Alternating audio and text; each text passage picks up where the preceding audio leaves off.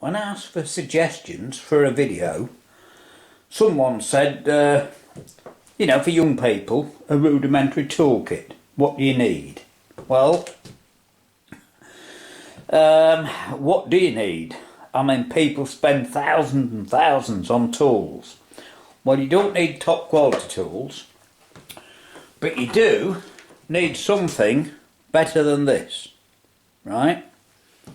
Now, I have got this, which is a 10 socket set I bought a long while ago, which has stood me well, and that's a good average tool. So don't buy junk, right? Buy something decent. Now, if you're going to work on an old car, right, you will need Whitworth spanners, right? But most cars today aren't, right? But I would recommend that you buy some decent.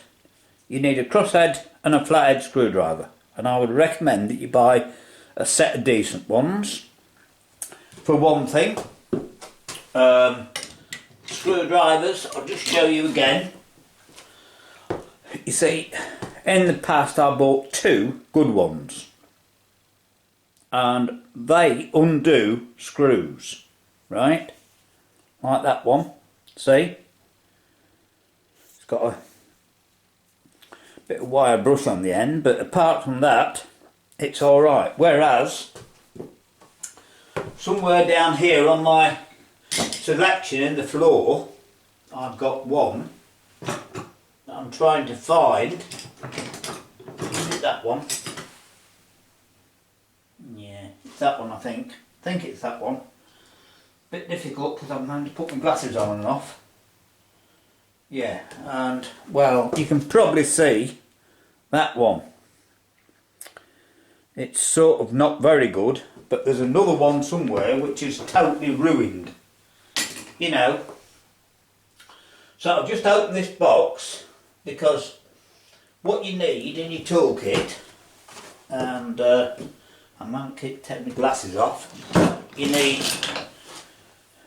a good pair of pliers, right, like those, decent pair of pliers, and some long nosed ones, which unfortunately are downstairs. It's very handy to have a small but reasonable adjustable spanner. They're very, very useful. And in fact, I'll show you a good one. That, believe it or not, right,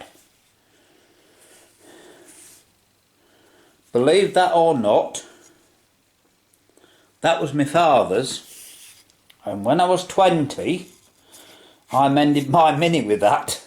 So it just shows you tools last a long while. And instead of buying new, it's often an idea to go to an auction or something and buy second-hand ones, because you see, I've had a rudimentary toolkit for a long while. I'll just show you in this box, because this is I'll just show you in this box, right? Let me move it around there. Right, let me zoom into this a bit. Show you some of these. Right, toolkits. Now, when I did my motorbike, my Yamaha, and I'll try and put a quick clip in here, I didn't have any metric spanners because I never needed any beforehand. So I bought this set, right? Which were reasonable quality. They weren't top quality, they weren't rubbish, but they were reasonable quality. So you need those, but I would recommend to buy some ring out menders, what they say, right? A reasonable quality of ring out menders.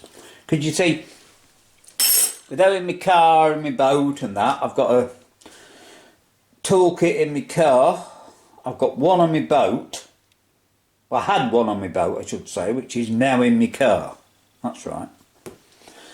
And of course, I've got these, which I bought, as I said, when I did my motorbike in 1982. I mean, a long while ago. And they're still alright, you see.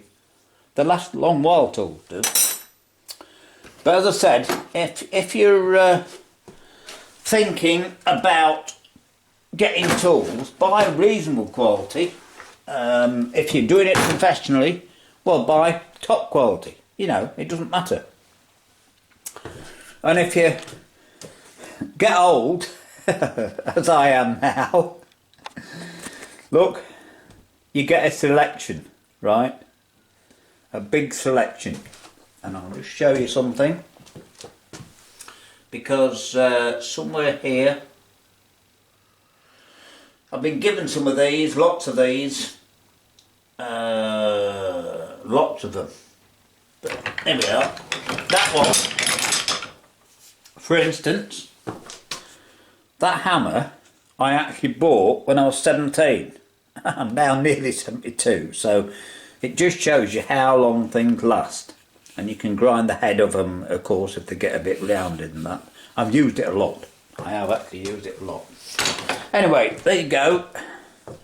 As I said, I thought it was a good idea what someone had for a video to show young people what you need for a toolkit. So buy a decent set of screwdrivers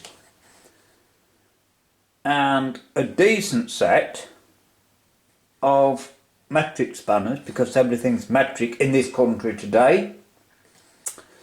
And everything else, unless you're working on very old cars, you know, you don't need them. So there you go.